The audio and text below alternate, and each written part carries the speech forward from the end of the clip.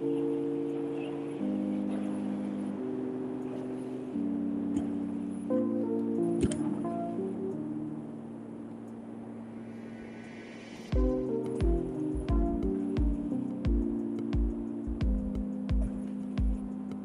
hello, everyone. Welcome to a season finale bonus edition of the Missing Lynx post-game podcast bonus episode live stream.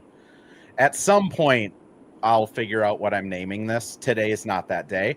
And I'm your host, Andrew Dukowitz. I write for the zone coverage. It's like Ohio State now. The zone coverage. I cover the Wolves, Lynx, and Gophers, and the Lynx just will not let me go this season, which is probably more of like an indicative that like people care about the WNBA and there needs to be more WNBA content than like, woe is Andrew, he has to talk about something he's passionate about. But thankfully, Hitting the Hardwood has a couple of fine fellows to talk about women's basketball with. Who are they?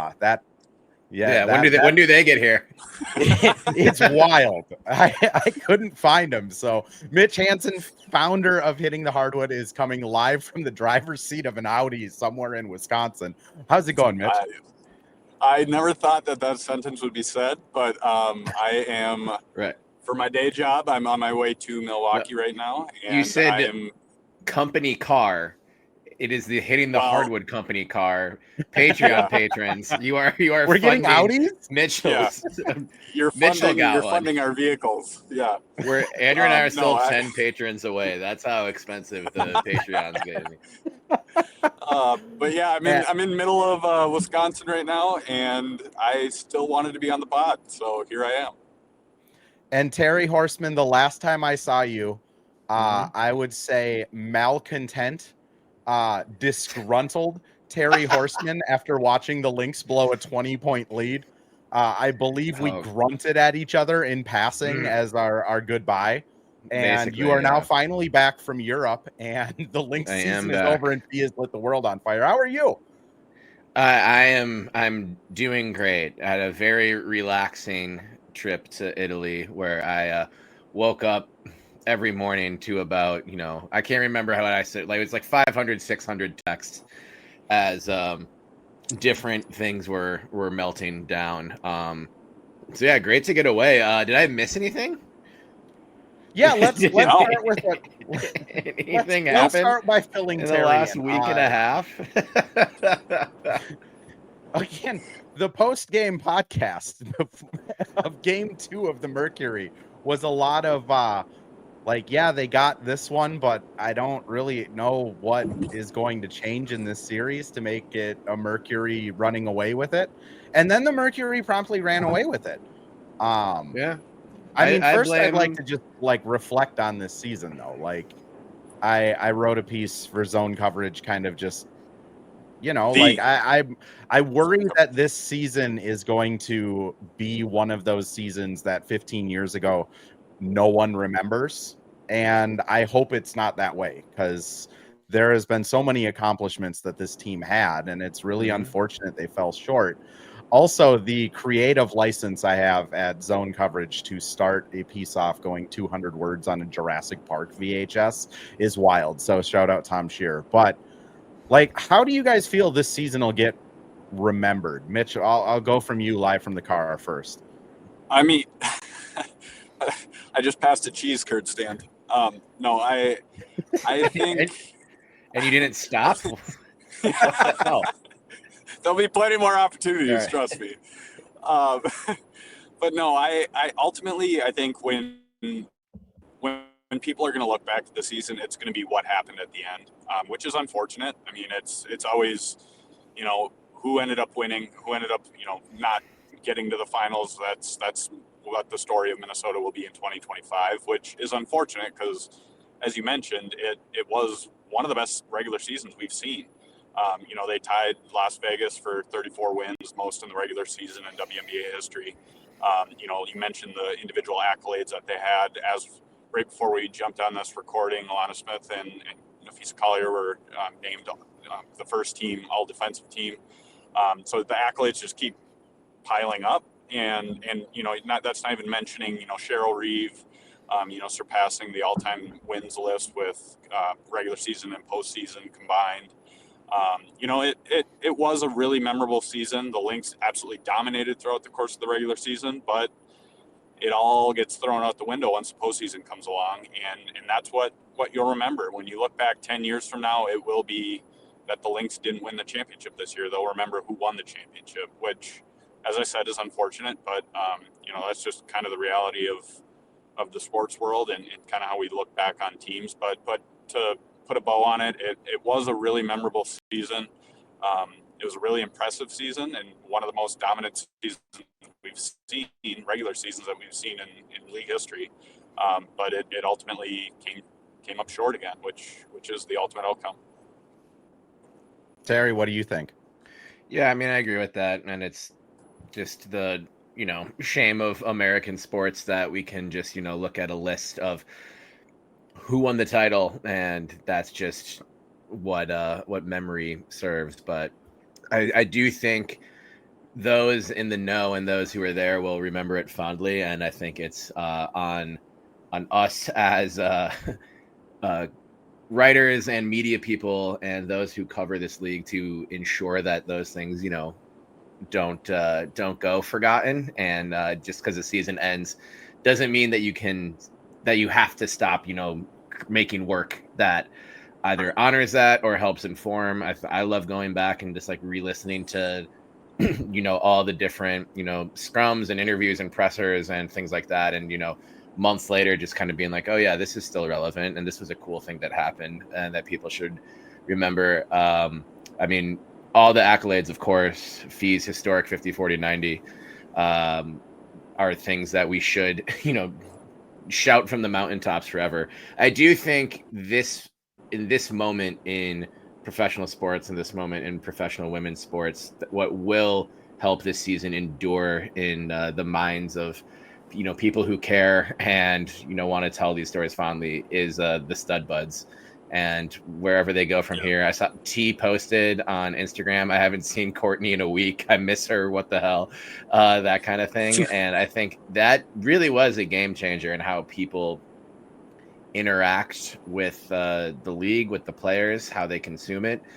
And I think like the ripples of that will be felt in a positive way for years to come.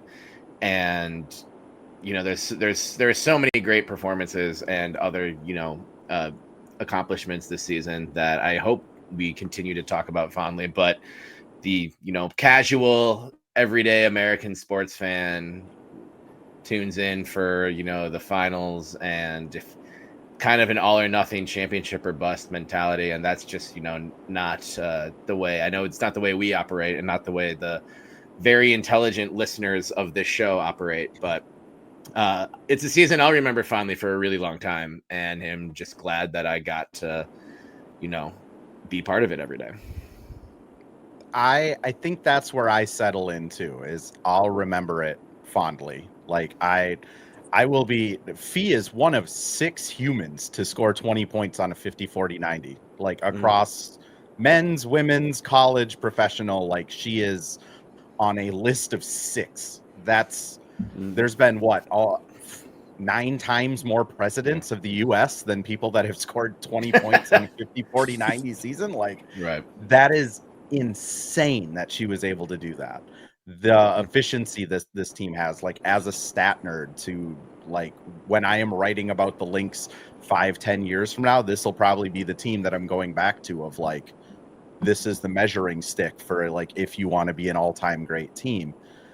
And then I mean the team itself, I mean, they all talked about the power of friendship, right? Like it is like a power of friendship type of vibes. Like I feel like Cheryl Reeve opened up a lot more this season than maybe she's done in past. Players kind of showed different vulnerabilities. Stud buds, like it was a season where I feel like there will be a lot of like lasting memories that I hope fans are able to kind of take forever too, and maybe forget the sting of how the season ended.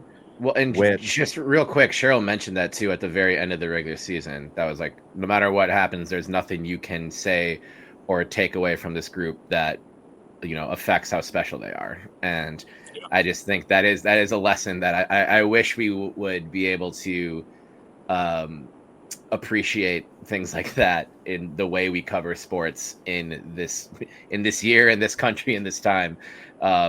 Just because a team doesn't win a championship doesn't mean that, those performances that, just caught your imagination and inspired so many should be forgotten or that they're irrelevant or anything like that. Like, it was a very special group. It was a special team, and it was obvious from the jump for those of us who got to be around it. So, yeah. Well, and then shout out to which Cheryl, I guess that too. should. Go ahead. No, by all means, you're shouting out Cheryl. no, I I was am not- on I was- the no, I was just- head of the Cheryl deserves more credit advisory board. I was just saying that because shout out to Cheryl too. You give the players for their buy-in and just them being willing to kind of give up themselves for the team, but also credit Cheryl and her coaching staff for bringing in not only the right people, but kind of meshing them together from day one. That's something that Cheryl does amazingly. Is just the way she can bring a team together day one of training camp and then continue that, and also letting them be who they are. It's remarkable. I don't know if I've really ever seen anything firsthand like that in sports, and it is a credit to who she brings in and the type of people that they brought in, and they brought in some new faces this year compared to last year, but it all just seemed to work out even better than last year. Yes, the outcome didn't result in a better outcome, but it still, it was the pieces were all there. The right pieces, the right people, the right players, the right personalities. And that's just a credit to the top down in making that happen. Absolutely agree. Like, her hit rate on bringing in like personality fits is otherworldly. I mean, maybe once every a couple years she misses on somebody, but like, it's a testament to her like ability to like almost like psychoanalyze people before they get through the door. Terry, we haven't really talked about like what happened in the finals. Mitch and I did a pod. We talked about Fee's kind of mic drop. The post finals with Elle, we talked more about just like, meaning of this Lynx team, but we haven't really gotten into the weeds. Like, what did you feel happened? Like, what went wrong, I guess, just to keep it as general as possible? Well, a lot went wrong, and I think I blame the two of you who both said this game's over during game 2. First half of game 2. The pitchforks should be, coming to your house, Andrew, and finding you on whatever Wisconsin road you're on right now, Mitchell. You were vehemently telling us to shut up, which I will give you credit for. I was. So, yeah, I had your back, Cheryl. I was trying to get these two knuckleheads to remember the etiquette in which you cover playoff basketball. It's not over until it's over. I mean, you let the Mercury catch that momentum, and they had no intention of giving it back. And I still felt good, as I was, flying to Italy in the middle of a playoff series of a team I cover, as one does. But I was real worried, because going to Phoenix, which is a tough place to play, I didn't think they were going to drop both. But I kind of felt in game 3, it's like, if you don't win this, like, it's over. And then, of course, the infamous play at the end of the game kind of just felt like that was the tragic sort of Shakespearean way for it to come to an end. And I think maybe just the magic ran out a little bit.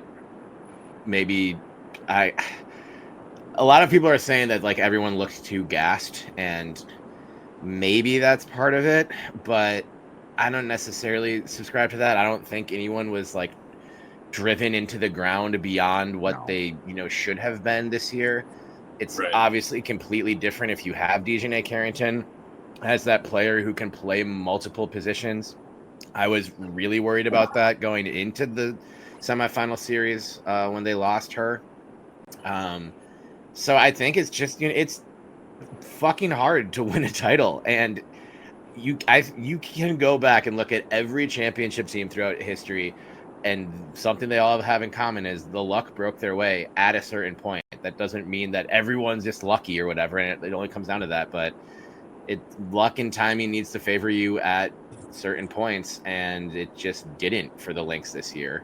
And I don't think they need to go. I mean, it sucks that we're in this position now at this offseason where everyone's out of contract, and I know we're probably going to talk about the current, like, probably unfixable relationship between Kathy Engelbert and Nafisa Collier and the players. But I don't think the Lynx need to do that much to change it. I would say if this was any other year, and this year, I'd in favor of running it back and, letting that team grow even further, and maybe you add along the margins a little bit. But yeah, Phoenix is a good team, and they were healthy at the right time, and the Lynx gave a really, really hungry dog a bone. And yeah, I do think they, like, Cheryl didn't say anything incorrect after game 3, and Fee didn't say anything incorrect during her exit interview. But I don't think it's untrue to say they have themselves to blame in this, and I don't think any of them would disagree with that, especially after the lead they let get away in game 2. And it's sad, but it's how it shook out. I feel like in exit interviews, everyone kind of acknowledged that like we blew, like we are to blame. Like, credit Phoenix, they're the better team.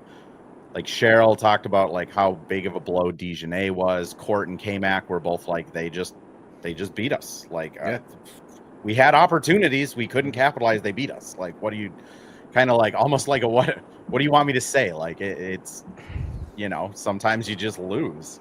Mm-hmm. I think I'll push your point a little bit further of just, I do think that Phoenix team, with their size and with their personnel, is a team that can push physicality more than the Lynx.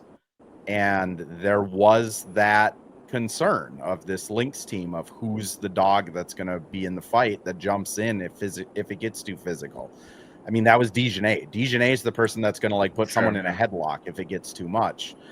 And in game 3 especially, like, that game was just out of hand. Like, rewatching that, knowing what is going to happen at the end is like, the refs need to get a hold on this.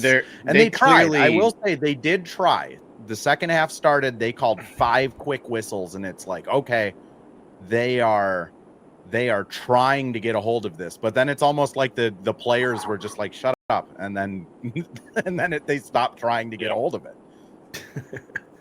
Right. And I think Phoenix clearly had strategy to beat the shit out of Fee. And I don't think anyone was intentionally trying to hurt anybody, but it's make it physical, make it suck, and put the onus on the refs to call something. And that's what they did. And like, again, that is one of the Lynx's weaknesses. They have not over 2 years been able to really stand up to that physicality and really push back. They've won some games just by hitting shots and stuff, but I think it was a really good game plan by Phoenix. They kind of exploited, the areas they're able to exploit in officiating, and unfortunately the Lynx could never punch back. I mean, once that physicality got ramped up, it just seemed like they didn't know what to do. Mitch, what are your thoughts on it, though? That I agree with you. I that's initially, I know when we were going into the postseason, or maybe it was at the end of the regular season, we had all got on a podcast and talked about who scared us the most. And that's, at that time, I had said Atlanta for almost the exact same reasons as Phoenix. They're physical, they're big, And that worried me with Minnesota. Now, hindsight, it's easier to say it now that the series is over, but that is one thing that Minnesota has struggled with, to your guys' point, that they, whether it's a bigger opponent or a physical opponent, or in this case both, that's just something that Minnesota has not been able to match and to really counter. And the other thing too that really stands out to me is, Seattle did this to Minnesota to some extent too, and you can mix in a few other teams too, but Seattle is the first one that really comes to mind. But when you get under Minnesota's skin, it's hard for the Lynx, it seems like, to recover from that. And that's something that Phoenix did really well. There's obviously trash talking in every game, but it just seemed like everything they did got under Minnesota's skin, got them out of sorts, got them, playing not the Lynx basketball we've seen. And ultimately that gave Phoenix hope, and then they ran with it. And I think the turning point, this is kind of obvious, but turning point in the series was game 2, giving up that lead. And then the momentum absolutely swung in Phoenix's favor. And I think if Minnesota wins that game, it maybe is a different outcome. It's a completely different series at that point. But that moment changed the course of this series. And it's just something Minnesota wasn't able to recover from. But Phoenix is a tough team, and you go against a motivated team and a team that really gets under your skin, and that's a recipe for disaster, and that's kind of what we saw. Well, and to Terry's point too of like running this team back, despite all that went wrong, they were still in overtime of game 2 with chances to win it, and at the end of regulation, like they still had chances to win game 3. They had a good chance to win game 4. Yeah. Like I think that's the like devil's advocate of like, yes, they should run it back, is they were so close again. And if Dejanay doesn't get hurt, if they upgrade on the margins, if Godfrey in the chat says they played the Russian more, if they play the Russian more, maybe they steal one of those games. There's 2 Russians talking completely different.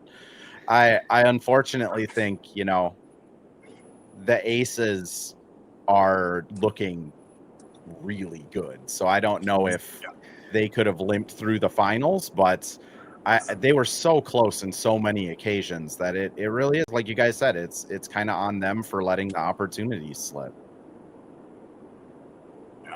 Yeah.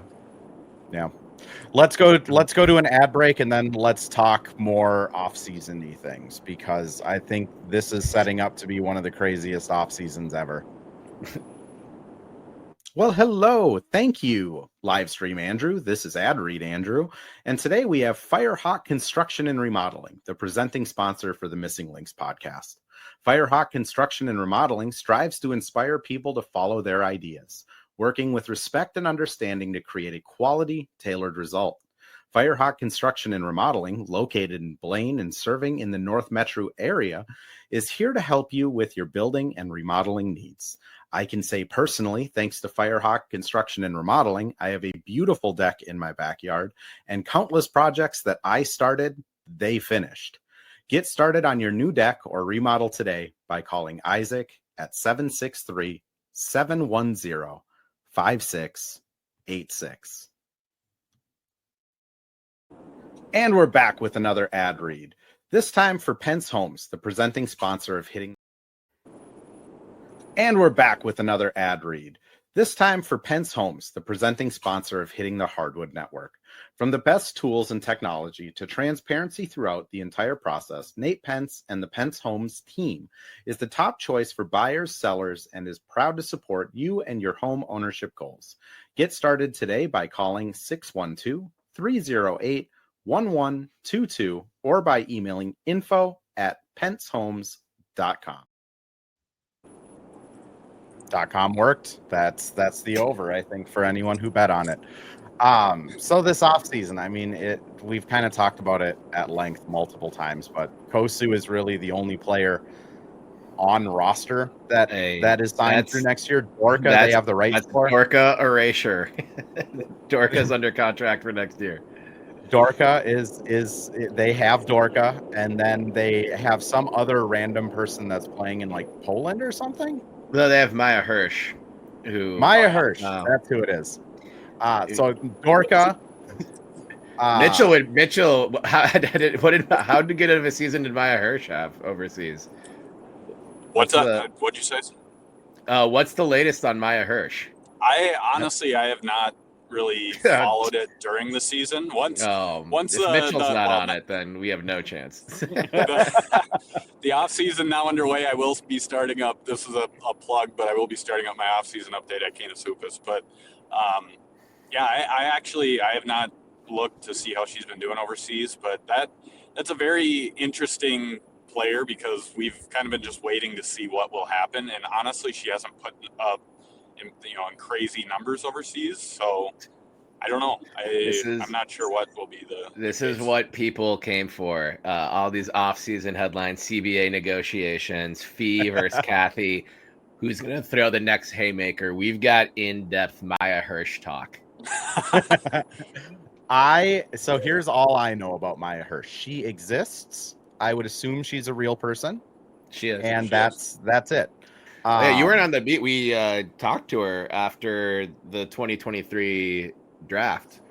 I did not exist on the Lynx beat at that time. You did not. And then they do have, is it Aubrey, the UConn player that they have? That's Aubrey Griffin. Yeah. Aubrey Griffin they have. I think they technically have their rights. I don't fully understand it. I don't think anyone does. But she's around. So they have those 4 players. Everyone else is a free agent.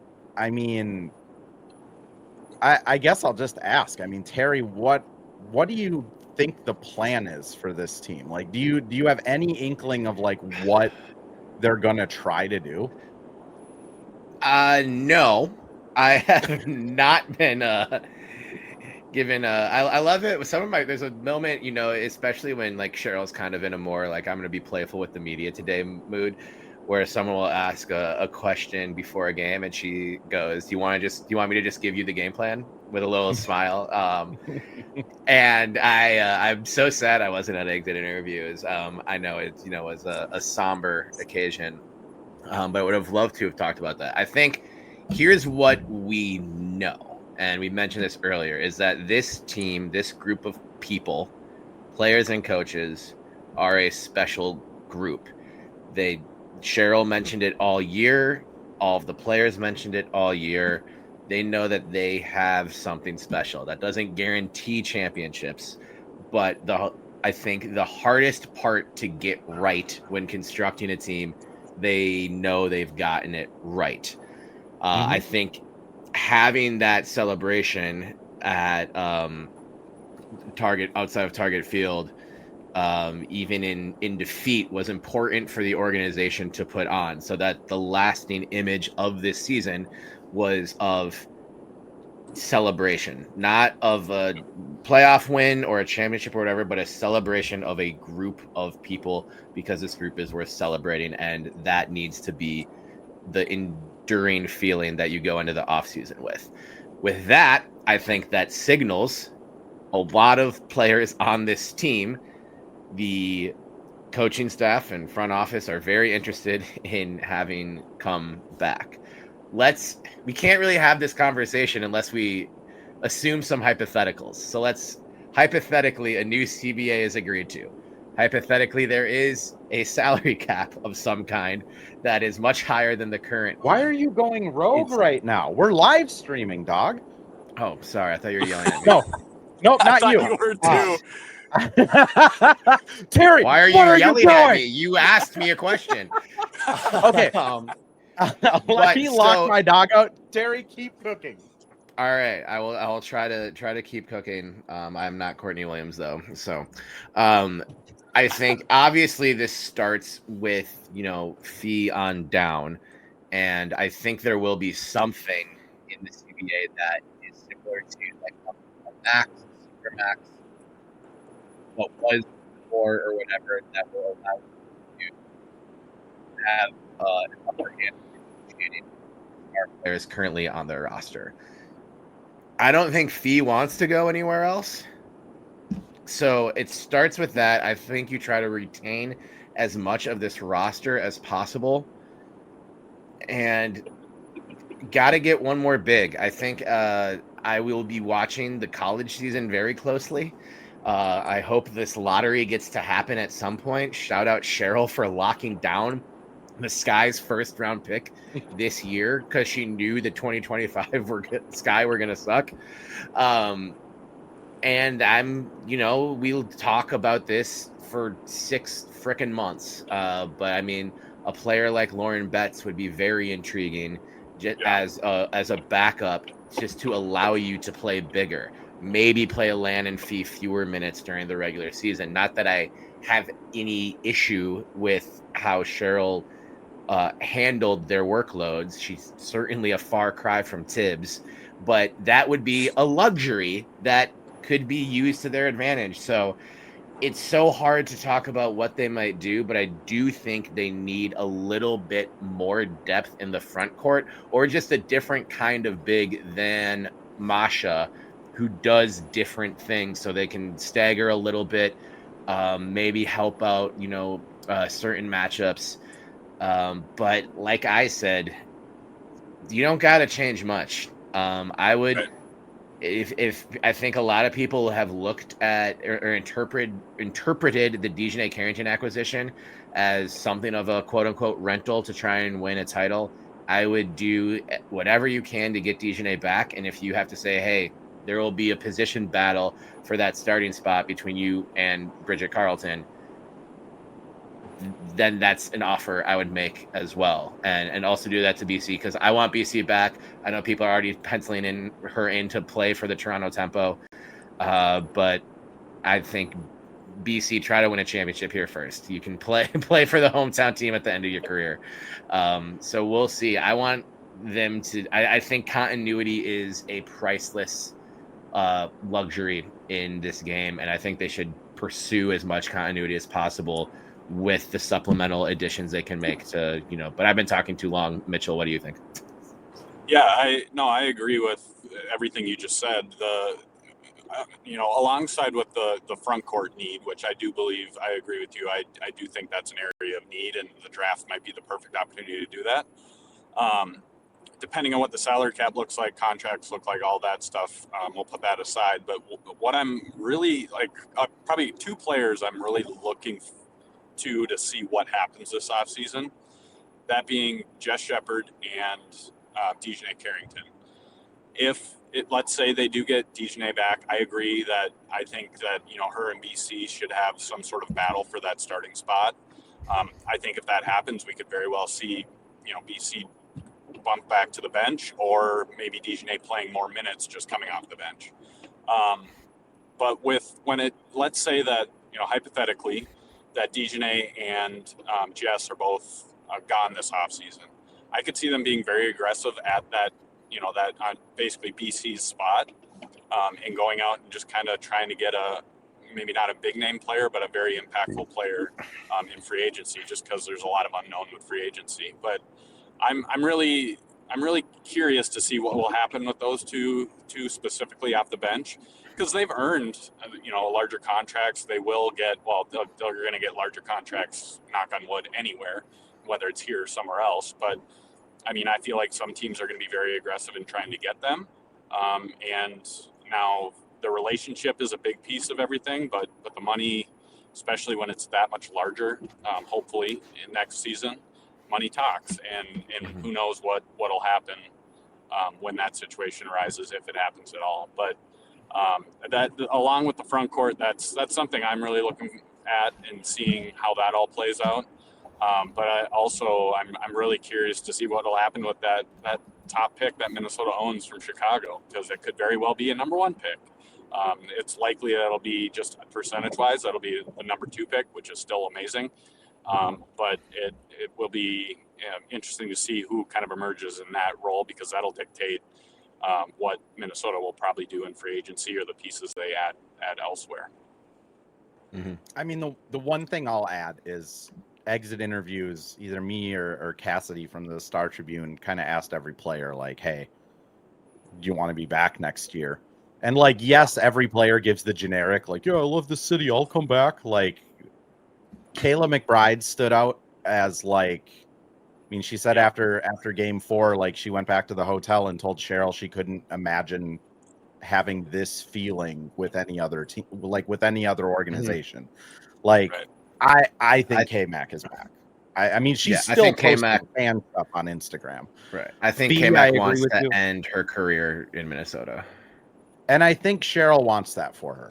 Like, they have K-Mac kind of opened up about the earlier in the season, situation that she had. And she mentioned, like, she was talking to Cheryl on the phone every day, sometimes for hours, just going through like life, personal stuff. Like, I feel more confident that K-Mac will be back than anyone else on this roster. Fee is the 99.9% behind the 100% that is K-Mac. And then I mean, Lan is still in town sampling coffee shops. Like, I feel like Lan is back. They do have coffee in other cities, but I don't think Lan wants to leave either. Right. Like, if you're still here a week and a half after the season, you probably want to. So, I feel confident in those three. I just don't know with anyone else. Like, BC talked a lot about, her relationship with Cheryl and that she loves playing here. Courtney, obviously, between the Player Tribune article and everything else, like, she obviously loves being here, her relationship with Cheryl. But, like, I didn't get the, like, I will for sure be back from Court or BC. I don't think anyone is in a position to say I will for sure be back. Some of these players, like, I don't think Jess has really gone through a true free agency before.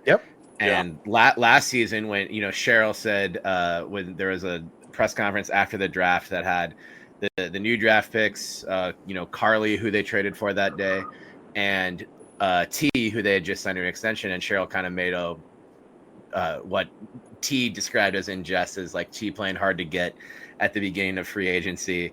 And I asked T about that later for a feature story that I wrote for the Next. And she was like, it wasn't like I was a free agent for the first time in my career.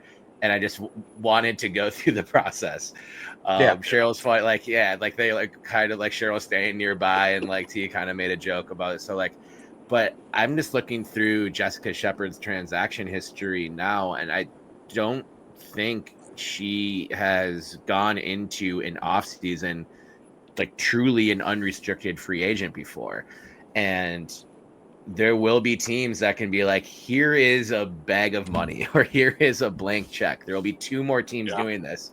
Can we please not talk about the idea of an expansion draft? Because I remain steadfast, and I don't think you can do one with 95% of the league as unrestricted free agents. I just want to add to that, because I heard from some people in Phoenix that like everyone I've talked to about it, it sounds like the trend line is that they're going to expand this year's draft. They're going to expand eligibility and give for the expansion draft. They're just going to say, all right, you guys get a top 5 pick, like 4 or 5 or 5 and 6 or 6 and 7, and Juju's class is eligible. You have 2 draft classes to choose from. There's your lottery pick or whatever. Because then you have the potential of like Lauren Betts going to one of these expansion teams. How will they get? Hasn't it been announced that they rumors? By the way, this is just not putting out rumors that I've heard from other like markets and stuff. They're not part of the lottery. Like all like precedent is expansion teams get those first picks after the lottery, right? Because they can't do an expansion, do they put something in the new CBA for this year that they'll make it a 2-year draft class essentially, and like they'll get picks, like they'll get additional picks, like comp picks or something. Like I can see that that's a thing, and they could maybe have a comp system for. I mean, they could also just in the CBA decide like no, Toronto and Portland aren't coming in until next year. Like I wouldn't be shocked. They're kind of in a terrible situation. They're selling tickets for next year though. Are they already selling season tickets? I don't think if that's on the table, then yeah, I owe you a Coke, because I can't see that. There's 3 more teams coming that they got to get started by a certain date. I mean, it's going to be a new CBA. You can put whatever you want in it. And, Andrew Truckenmiller asked, at this rate, what do you think the chances are the CBA will get resolved by the deadline? It's all a mess. Well said, Andrew. Yeah. Yes. I'd say the chances of that are 0 to less than 0 by the deadline. Kathy has mentioned deadlines can be changed earlier in the season. So I think you'll see some creativity from the league office if you're looking to celebrate a new CBA by the deadline, which is Halloween. So cue all the scary horror story puns that you can associate with having a deadline on October 31st. It's not going to happen by then. But yeah, so it's just even hard to talk about what free agency would look like when we have no earthly idea. I think the expansion thing is there should be like some creative additional cap flexibility for Portland and Toronto that makes them more competitive, or like have more, like they can do 2 super maxes and every other team can just do 1. Maybe not that. That sounds a little crazy. Maybe they like get something like, I don't know, that gives them more negotiating power, because you can't do a traditional expansion draft like this. No. Like you just can't. Look at the players don't have anyone to protect. If you say Lynx, you can protect 3 of your 4 players. Like, right. Then have fun in Portland, Maya Hirsch, if you ever make it over here. Like it's just. Well, let's dig into the CBA a little bit more, because I'll be honest. Since the NBA season has started, and since I've kind of been more around NBA people, I feel more confident that there is not going to be a lockout than at any point previously, because the NBA owners that get to cash $8 million out of that Disney and Amazon and now USA Network check, they want this deal done so they can cash their check. Like, and they own 40% of the league. Pay them what you owe them, NBA owners. I don't know if it's the NBA owners. I mean, if you're looking at like the NBA and you have like, if they were offering, sorry, go ahead. No, I was just going to say, like, Boston doesn't have a WNBA team. The owner of the Boston Celtics next year is going to get an $8 million check for the media rights. Like, that's what it breaks down to just from media. It doesn't make sense that Boston would be like, no, we can't increase the salary cap to 35%. It needs to be 30%.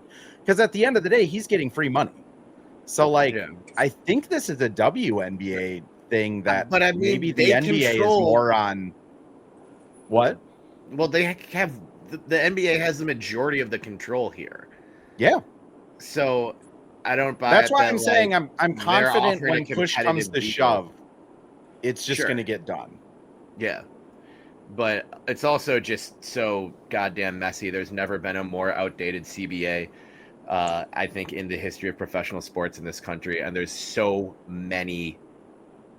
Like, there's the giant issues that we all talk about, but there's also like so many other, like minor issues that pop up. Like things like player housing. Dude in the X-Bout cap does know, by the way. Thank you, Ghost of Gerulitis. An infection of the gerul. Yeah. Ghost, appreciate it. Thank you. Yeah, it's tough. I don't think Engelbert's the one to steward this. It just, I remember who was the Mitchell. You probably know this off the top of your head, but 2 years ago, before they were doing charter flights, an owner of one team offered to pay for charter flights for the whole season, for the whole league, not just their team, and the WNBA / the NBA said no. I think it was New York, right? And it's just like, I don't know. You can't fix something that doesn't want to be fixed. And I don't know. I'm no fan of Kathy's, but I don't know if it's just Kathy. I think she's just a shadow puppet sometimes. And I just, we aren't privy to the negotiations. We have no idea what's been offered or who's saying no to what. but I put the onus on the offices on Fifth Avenue or Park Avenue, one of those ritzy New York ass avenues. It's on them, not the players, to get this thing done. And like not like lose games, but like we're supposed to have a lottery in November. That would be a huge event that you can like people want to go to Unrivaled and like just celebrate it and not be worried about the CBA. And that's good for the WNBA if that's not a cloud hanging over the premier event of your off season, and people can just be excited about the season to come, and you will officially be at a WNBA never stops point that you can monetize if you get this done while the calendar still says 2025. Again, that's where, like, I just again, being around NBA guys that are just like these mega rich people look at the WNBA as literally just a check that's going to get deposited. Like, when push comes to shove, they're going to get their check deposited, like, which sucks. I mean, Mitch, what's kind of your outlook on it, though? Well, I was just going to go off of that too. When we've recently heard Adam Silver, the NBA commissioner, kind of chime in on the situation. It's getting to a point where someone's going to have to step in if they haven't already. And I think that's the first sign of it, is when you have people from the NBA or anywhere else, but specifically the NBA, kind of chiming in and stepping in to some extent. And to me, that was very eye-raising and just kind of interesting that Adam Silver was weighing in on it. I know he was asked, but the fact that he's talking about it means that it's something that's been brought up in conversations not only throughout the WNBA but NBA.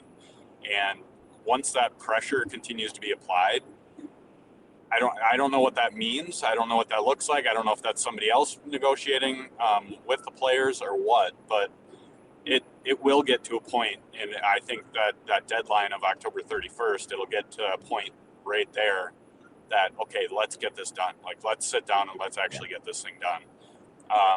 Now it's just a matter of who puts their ego away first and just kind of agrees to sit at the table. But I mean, what we've seen from the players, they're not going to budge, and they shouldn't, but they're not going to budge. And it's up to the league to just finally say, okay, we're wrong. Let's figure this out and go from there. But I don't know. I mean, going back to the expansion draft too, like, yes, it lies on what happens with the CBA. Everything lies on what happens with the CBA, the draft, the free agency, everything. But I think with the expansion draft, even if we had a CBA in place, I don't even know if the WNBA officially knows what they're going to do with the expansion draft, and which is they don't. Kind of par. It's kind of par for the course. I would be. With that I've only been covering the league for 2 years, but I don't think they know a lot about what they're doing with a lot of things further out than 3 months. Well, right, and that's right there is not just a this year problem, but it's been 10 years plus. It's been the league is reacting to everything that's happening. They're not being proactive with anything, whether it's their marketing, whether it's their website, whether it's the small stuff like merchandise or whatever it may be, scheduling. They just don't think it through, and it ends up backfiring every single time. This is kind of getting into the weeds here, but it's something that needs to be addressed, and that's why we're in the situation we're in right now, is because there's no proactive thinking and strategy within the league. And that's a problem. That's a huge problem, especially when you're growing. And they need to figure that out too. But it's long story short is it's a complete mess. And I don't think anybody really knows what's going to happen, which is unfortunate. Terry stole the thunder for V. Marie asking who's on the WNBA Board of Governors. It's really sketchy because they don't say. There's money that gets poured into the WNBA that could be from anywhere. And they are lead decision makers because they're putting more money into it, and we have no clue. It's not publicly listed. That's part of the reason why the players are so bitter too, is because a lot of this stuff is not known, like revenue or revenue share, or just even some of the stuff you're talking about. Like, the WNBA just does not let it be known, and they're not transparent about it.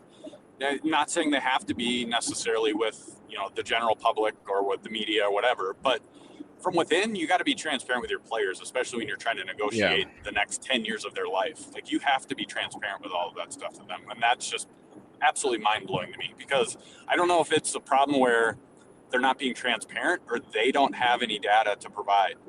And I'm worried that it's the latter, which is maybe it might be a 70-30 split on that. Real quick point on when it comes to the WNBA league leadership and data. My colleague, Dr. Lucas Seehofer at the Next, has done a tremendous job tracking injury data in the WNBA, and it was his doctoral dissertation, and he continues the tracking today. And everything that Lucas has researched indicates that injuries are on the rise, and this is a growing problem that needs to address. And when Kathy has been asked about it, she says, well, our data says there is no problem. Injuries aren't, tied to physicality or anything like this. There is no data. But yeah, there is. Kathy is the data in the room with us right now. And so I don't trust anything said at that podium further than I can throw that podium.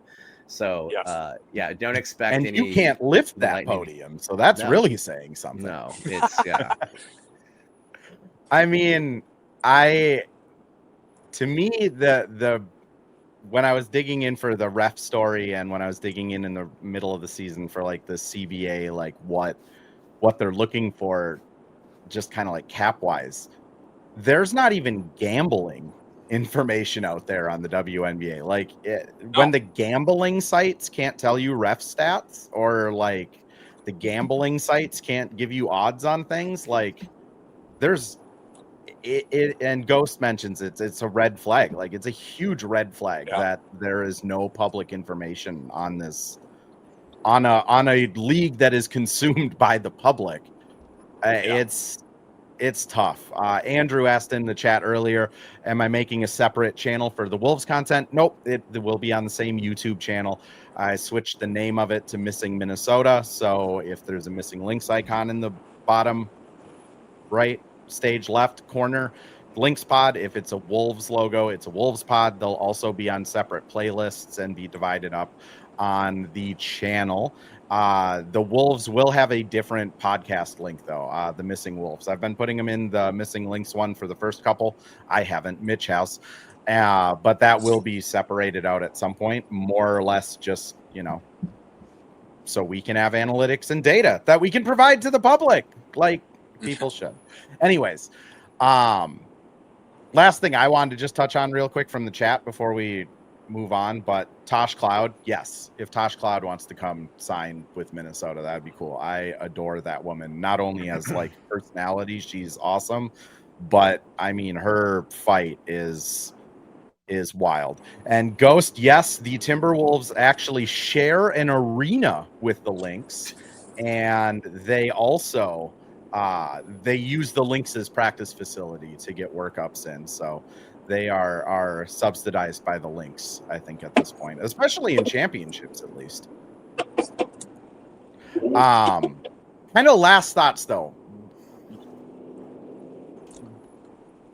Let's keep it general. I was going to ask something more specific, but like let's keep it general. Of what is kind of your dream scenario for this offseason? Like, is it going out and getting someone? Is it going out and like signing a free agent? Mitch, I can only assume, is running over a multitude of turtles right now with how much rattling's coming from there. Do you hear this in front of me? Like, there's a car in front of me that has like a can on his exhaust, and it's driving me bizarre because I've been following it for like an hour. But anyway, wow. I'll have to make a pit stop at a cheese curd stand here soon. But okay, good. Mitch, I'll just ask you though, what's your dream scenario for this offseason to play out? To be honest, I would, and I'm sorry for the listeners that are hearing this in the background, but to be honest, for me, like if the Lynx could get at least 4 of the 5 starters back, and I say 4 of the 5 because you don't know what's going to happen with the BC spot. But let's say she's back. You get all 5 of the starters back, and then I think if you can get Dejanay Carrington and Natish Heidemann to return coming off the bench, that to me is maybe the best case, and then surrounding them with more pieces. Now, let's say you get 4 of the 5 starters. Let's say BC goes in some expansion draft that nobody knows how it's going to work yet. But let's say that happens where they have 4 of the 5 starters back: Alana Smith, Nafisa Collier, Kayla McBride, and why am I blanking on another one? Courtney Williams. Let's say they get them back. I would love for them to go out, and even if that means ditching Dejanay Carrington's contract and putting more money towards a free agent elsewhere, to kind of solidify that 3, it could kind of be a number 2 or number 3 spot in the starting lineup. I think that would be very intriguing. So I don't know. I mean, to me, if you can run it back as much as absolutely possible, do that, but then surround it with people around them. But I don't know. I say that, and I'm not trying to make this as a cop-out answer, but there's literally, it sounds like gunshots nonstop behind me right now. I like how the chat is running with the fact that you're just running over turtles right now. I honestly, it sounds like it, but I'm not trying to make this as a cop-out answer, but it really does all lie on what happens with the CBA and when. That allows Minnesota to be more flexible. If there is a larger salary cap, they can maybe be a little bit more aggressive and go out and try and get somebody. Knowing Cheryl Reeve, she's going to do absolutely everything she can to be as aggressive as she can, but also retaining most of this team. And I think if you can do that, that's the best case. But I don't think they really need to do anything. They don't need to reinvent the wheel. They have a good thing going, and I think you just kind of see if you can keep it going and just kind of fill some needs. And that's really all I think that they need to do this offseason. So I just want to kind of pick your brain on it. Just one question. Are you kind of in the bring Courtney Williams back? That's, hard to find a good point guard. She's good enough at all of the things.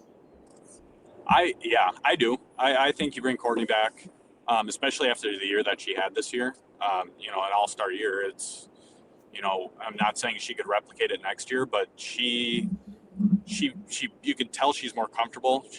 She's a great fit into this system. I think that, she is somebody that fits perfectly, not only personality wise, but just, her style of play. I do think you need to bring her back. And I think part of that is you bring her back, not saying that her and T are a package deal, because you never know what can happen in free agency. But if you can bring Courtney back, odds are you have a good chance bringing T back too. So I not that you would need to make the Courtney Williams signing in order to get T back, and that shouldn't be a reason you sign one player or the other. But I do think that they would strongly consider coming back to Minnesota or going somewhere together. But I would say outside of Courtney, so let's say you bring Courtney Williams back, you have that quote unquote big 3 that they've kind of rolled with all season: Nafisa Collier, Kayla McBride, Courtney Williams. I do think you need a player that can step up offensively when Courtney is having the nights that she is off. Somebody that can be in the starting lineup. Now T replaced Courtney at certain points, and she could step up and kind of fill in the gaps there when Courtney was struggling. But having somebody in, and that's what I was hoping we'd see from Bridget Carleton most of the season, is her hitting some, kind of timely shots like we saw even in 2024. But I think they need to have somebody in that spot that can kind of maybe not take over games, but can hit some key shots and kind of make up for some off nights. So you could say maybe it's not a big 4, but maybe a 3.5. I think that would be honestly the best case scenario. Terry, I'm going to throw this one to you a little bit. Is BC the most at risk to leave? And then I also what's your kind of ideal off-season route that they take? I would say yes, kind of. BC is probably the most likely. Though I think Shepherd is the one who has probably done the most to price herself out of what the Lynx would want to give her. But again, really hard to analyze, given that there's so much we don't know. So my ideal offseason is a new CBA now. It's not technically the offseason, but the day after the finals, October preferably. I agree with the things Mitchell said. It'll be a fun offseason with a high draft pick. That's always, the way the schedule works out. It's great to, track college basketball and do the mock drafts and have, arguments on platforms such as this about who they should pick and who they shouldn't pick. Like, we all know everything. So, just new CBA now. And then we can actually talk about stuff once we know what's happening. Yes. Co-signed in blood. Yes. New CBA, please. That draft pick, I do think, will play a huge role in how they address this roster, though. Like, I think they'll have a couple players in mind. Maybe they have one player in mind. And obviously, drafting a player will be a hell of a lot cheaper than re-signing somebody at the new CBA price, whatever that price is with the new CBA. So I do think that plays a huge factor in this. It's something that would be a huge trade chip normally, but like how many trades are going to happen with everyone signing new contracts? And will there be kind of a restriction on when teams can make trades and when players can be traded? That's all stuff that we have no way of knowing or predicting, but potentially makes the pick more valuable than it would be in a normal year or less valuable than it would be in a normal year. So we have there's just my mind's already spinning out of control. I mean, it's time is a flat circle, right? The last time Cheryl had a pretty darn good basketball team and a top pick, she ended up starting a dynasty. So, I mean, maybe that's just the simple answer is Cheryl knows who she wants, who she thinks is going to fit, and this just turns into an escalated Lynx dynasty that's already a pretty darn good team. Mitch, Terry, I do want to give you guys the opportunity, though. Anything you're working on over the off season, anything you want to plug, anything you want to say, and then we will get out of here.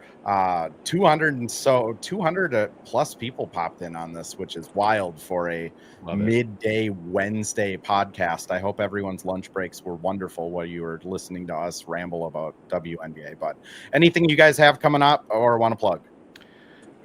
Lynx Happy Hour. Lynx Happy Hour is coming back this week.